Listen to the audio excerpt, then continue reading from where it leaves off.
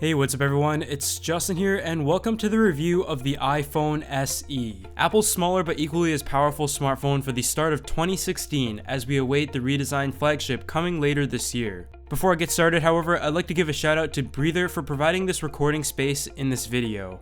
Beginning with the hardware, it is obvious that the iPhone SE's design is stemmed off of the iPhone 5. I still remember to this day the release of the iPhone 5 and how beautiful unibody design took the world by storm.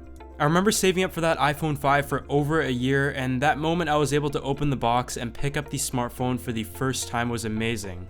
I have to admit though, I was somewhat surprised that the SE did not receive a redesign of its own in its return. I thought it would carry over the design elements of the iPhone 6S and the 5S at the same time, kind of becoming a crossover. But the device can still be considered beautiful to this day, and I don't really see anyone complaining at all.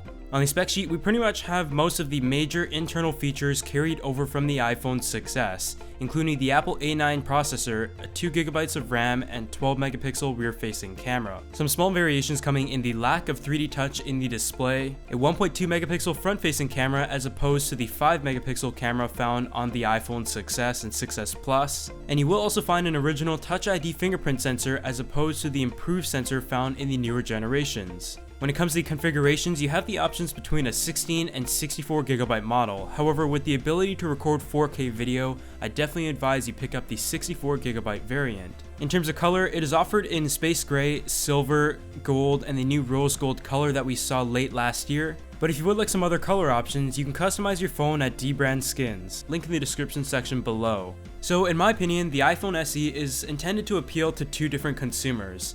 Someone with a smaller budget but would still like an Apple smartphone, or those who have known and love the smaller form factors of the older iPhones and are looking for a long-awaited upgrade. Though many would compare the iPhone SE with the iPhone 5C, I would definitely have to disagree.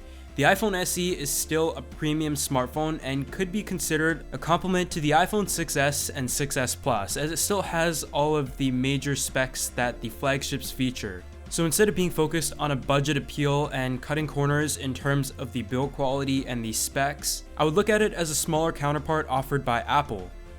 Personally, I was fine with the form factor back when the iPhone 5 and 5S was the flagship, but as the years have progressed, I've gotten used to and come to enjoy smartphones of a larger nature, especially with the number of Android smartphones I review nowadays. My current daily driver is the iPhone 6S, so I really have no intentions of switching over to the smaller SE. This smartphone features a 4-inch 1136 by 640 resolution 326 ppi display, and as usual a very accurate color representation, but the colors are still very crisp and an overall very appealing experience to the eye.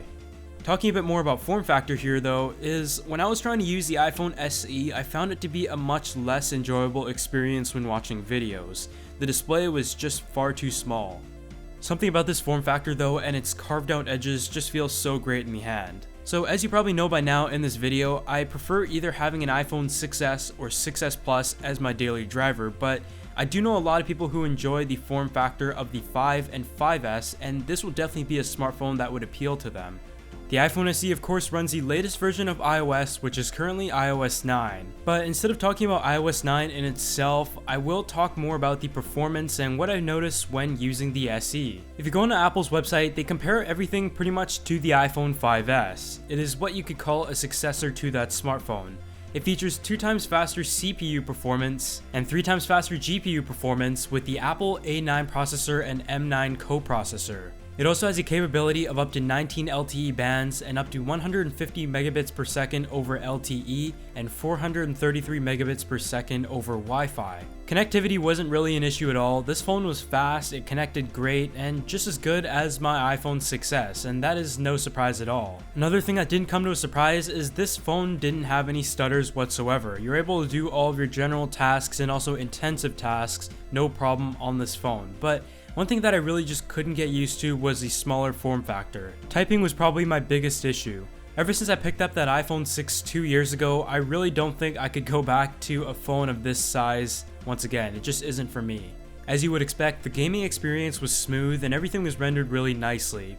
For someone with small hands, I found this smartphone less preferable for consuming media and gaming, as you can see here, so if you're someone who plays a lot of games, you definitely might want to consider purchasing the iPhone 6S or 6S Plus. Personally, I'm not really a huge gamer though, so this wasn't as big of an issue for me, but I do watch a lot of YouTube videos on my phones. If you have younger kids who are looking to get their first smartphone, this might be an option to consider. Moving on to one of the best things of the SE is the camera. You've got the same 12 megapixel camera with the ability to record 4K video on the back, as well as a dual tone flash. To be totally honest with you, I actually was really surprised when Apple announced that this was going to be the camera. I thought it would be a 10 or maybe 8 megapixel camera, but the fact that they have included a flagship camera in this smaller form factor shows that the approach that this smartphone is meant to take to the market is going to be a smaller complement to the flagship as opposed to a budget model. On the front, you do have a 1.2 megapixel camera instead of a 5 megapixel one, but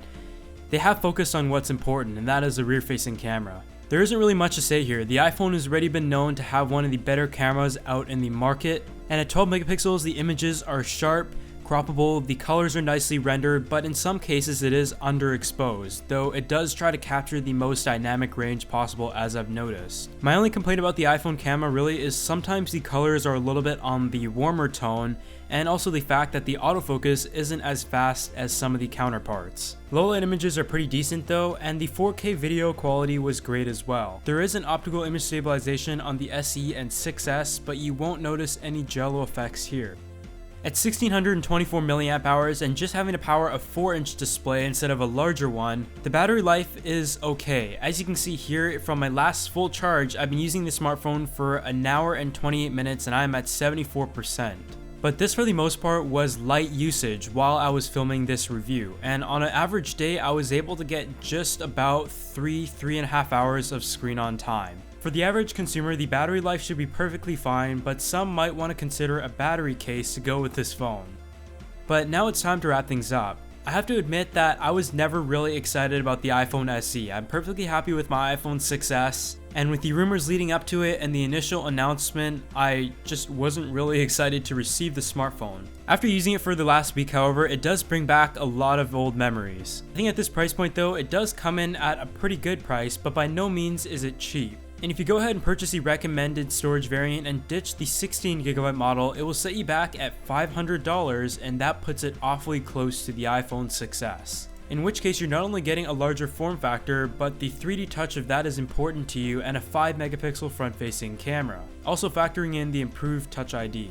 Though I would have liked to see some sort of redesign that integrates the iPhone 5S as well as the 6S. Nobody seems to be complaining about the design and build quality here, and it still remains beautiful even after that many years. I really like the approach that Apple has taken here by making the iPhone SE a complement to the larger smartphones instead of a budget model, as it allows customers who are looking for an almost no compromise experience to have the smaller form factor as an option. Really, my biggest complaints here is the fact that the battery life is still mediocre, even though I was somewhat expecting that, and also the fact that Apple still makes a 16GB smartphone, which I really hope they come to get rid of very soon. But if you enjoyed this video, be sure to hit that like button as it helps the channel out a bunch, and I actually flew to San Francisco last week to film this video, as well as a few others that you guys will be seeing soon, but I'll see you guys in the next one.